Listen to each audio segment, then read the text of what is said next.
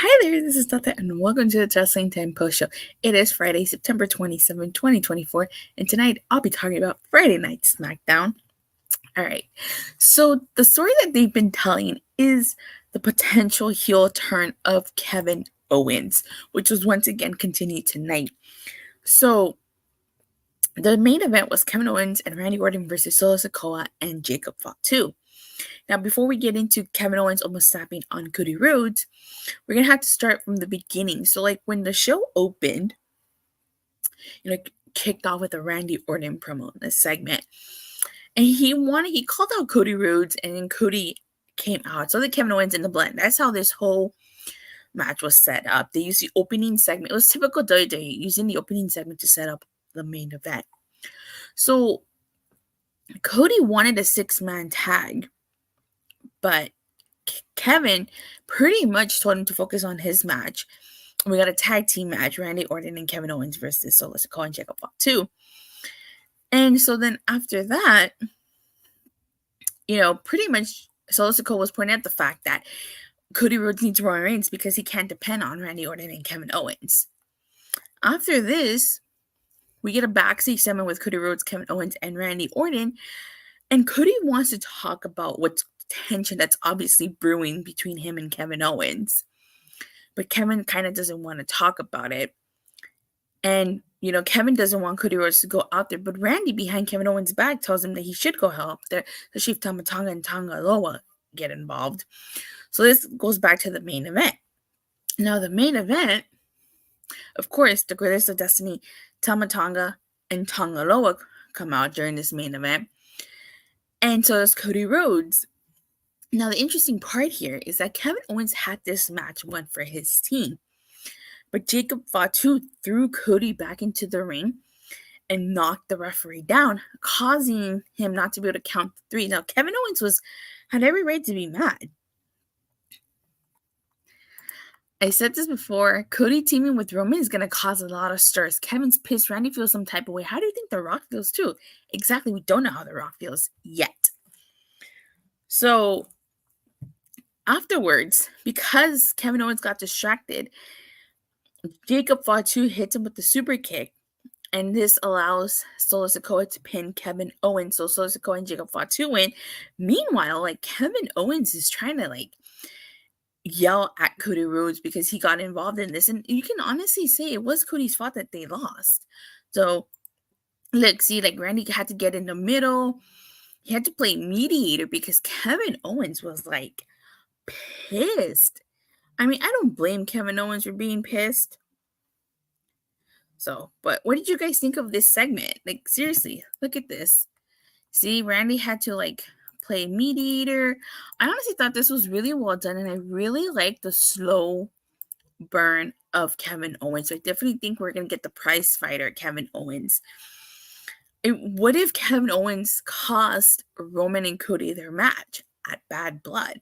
I could see that happening. Kevin Owens finally turns heel. And then at the end, Kevin Owens hugs Cody Rhodes. But he had that look on his face. I definitely do think he's going to turn on Kevin Owens. So I really like the story that they're telling here with Kevin Owens being upset and the slow burn of his heel turn. I think it's going to make, when they pull the trigger, if it doesn't happen at Bad Blood, it'll probably happen to SmackDown after Bad Blood. But I definitely do think that they're going to pull the trigger pretty soon on Kevin Owens turning heel. Because you guys remember, even when Cody Rhodes fought Kevin Owens at Bash in Berlin, Kevin could have won that match, but he chose not to be the prize fighter. So we're going to definitely have another heel Kevin Owens. But this stuff that they did with Kevin Owens, that was great. I actually dug that. Okay. So they did talk about the opening segment. Now we get a Nia Jax and Tiffany Stratton segment. Now, Nia Jax choked Tiffany Stratton during this segment because she was pissed about what happened last week. And she basically told her that if things end bad for her, things will end even more badly for Tiffany. And you saw this look on Tiffany, like she was just had enough of Nia Jax. I honestly think the storyline is going to lead to her cashing in on Nia Jax. That's where this is going. A good segment between Nia Jax and Tiffany Stratton. We get a number one contenders match. It's Bayley versus Naomi. This was a good match. I thought it was a really good match. Now, commentary says something interesting. It's been a 7-year drought for Naomi since 2017. That was the last time she held gold in WWE. Of course, they don't acknowledge the fact that she went to TNA and became Knockout champion. I still think that Naomi was better booked and treated much more better in TNA, but that's a different story. But Bayley ends up winning this with the Bayley to belly and then a flying elbow. And even though Naomi showed sportsmanship, like you could tell it bugged her that she didn't win this match. And yeah, they're basically doing a rematch. Bayley versus Nia Jax. Why did we have to do this just to get a rematch? Should have had Naomi versus Nia Jax or even a triple threat. Bayley versus Nia Jax versus Naomi. Did all of this just so Bayley can get her rematch. I should have just given her rematch to begin with. We get an LA Knight, an Andrade segment.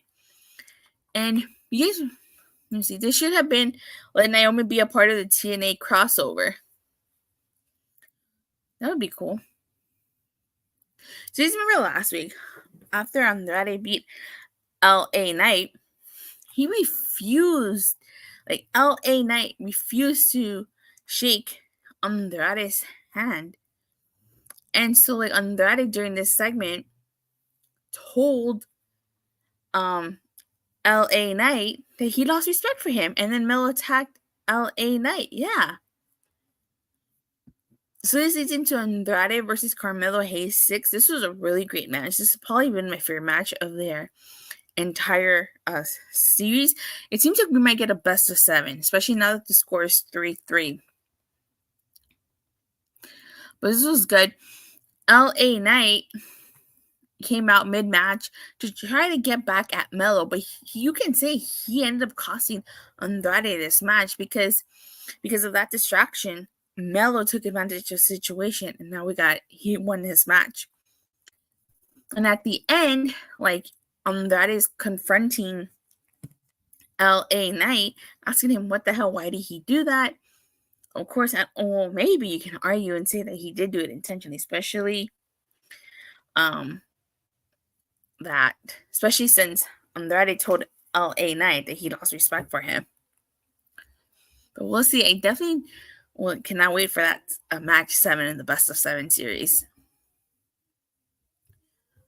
We get Michin versus Piper Niven, and this was a fun match. Michin getting prepared for next week for her dumpster match, which should be a fun match.